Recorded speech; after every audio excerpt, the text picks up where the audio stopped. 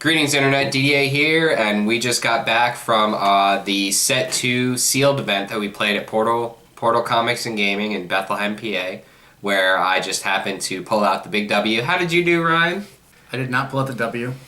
That's all. Set 2 just came out, and so we decided to sit down and we're going to talk about all the cards. Just like, you know, we had the first week segment where we, after the first, couple weeks that the Set 1 came out, the new game was actually released, we sat down and we talked about each style and we broke it down. And we're going to do the same thing with Set 2 and just talk about each card, each style, and as well as the type of decks that we think we're going to be seeing. What decks got better from Set 1? What new decks are there now in Set 2 that could be contenders? Yeah, there's definitely going to be a ton more viable decks in Set 2, not even a question.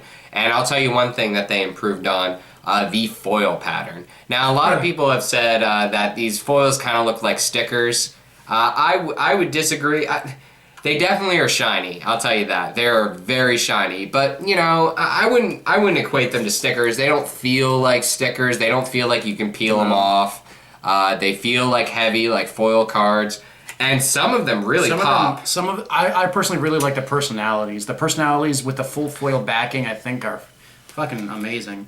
Even like here, it's got the blue tint on the backing, but with the foil, it just shines real well. If you just compare the foils to Set 1, it's a vast improvement. There's no comparison. You couldn't even really tell that the Set 1 cards were foil, let alone having it be a good-looking foil. The big difference with these, and I don't think this was ever in any DBZ game. Some people said it was in some other games like Yu and Inuyasha. The black borders, they make a big difference. That little bit of edging around you can see, taking the black border, making it almost like inherently a full body foil makes a huge difference.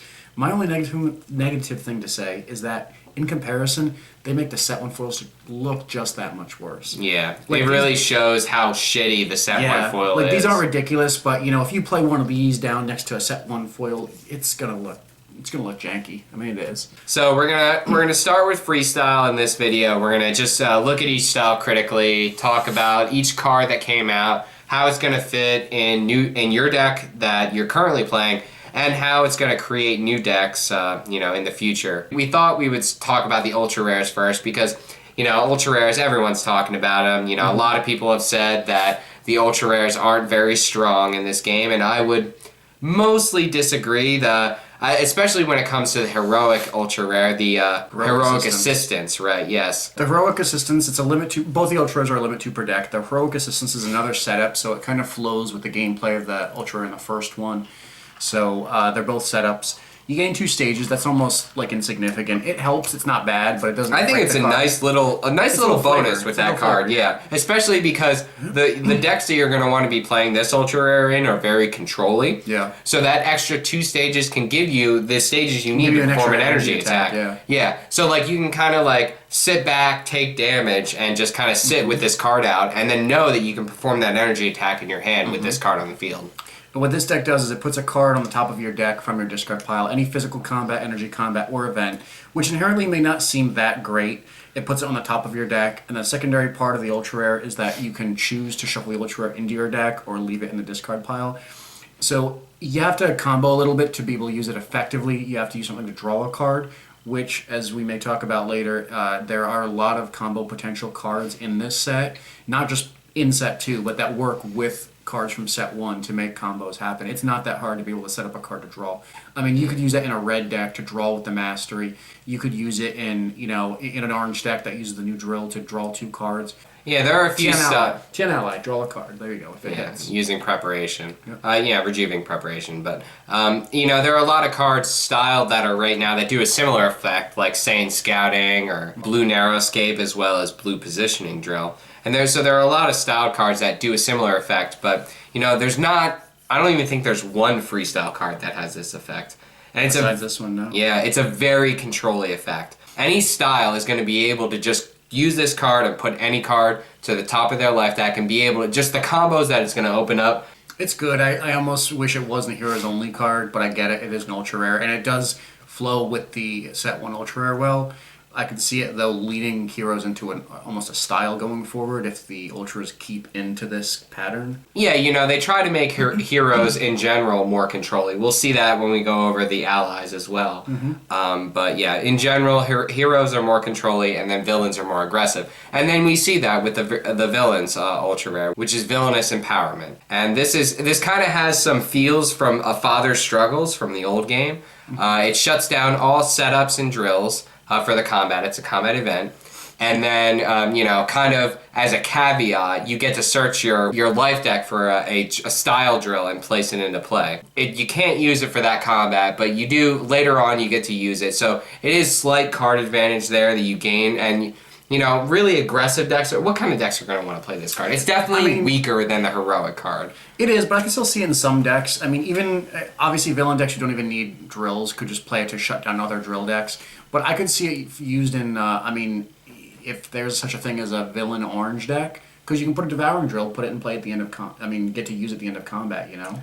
Yeah. It's almost like orange searching maneuver. You don't put it in play until the end of combat. In this case, you get to put it in play right away, but obviously you don't get the benefit till the next turn. So I could see it being some kind of a benefit there. I'm not so sure in an orange deck you're going to shut down all your drills. It would have to be a very specific orange deck. An orange deck that doesn't play that many drills. Yeah.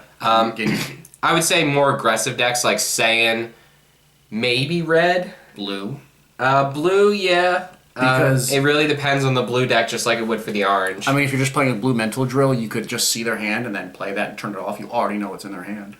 But yeah, so overall, I would say good job on the ultra rares. Personally, I think I don't mind the reprint-esque of Father's Struggles. I think they could have given it a different effect that would have made it more usable. I think we can all agree it's better than the original version we saw in the marketing materials. So wait, what was the original version?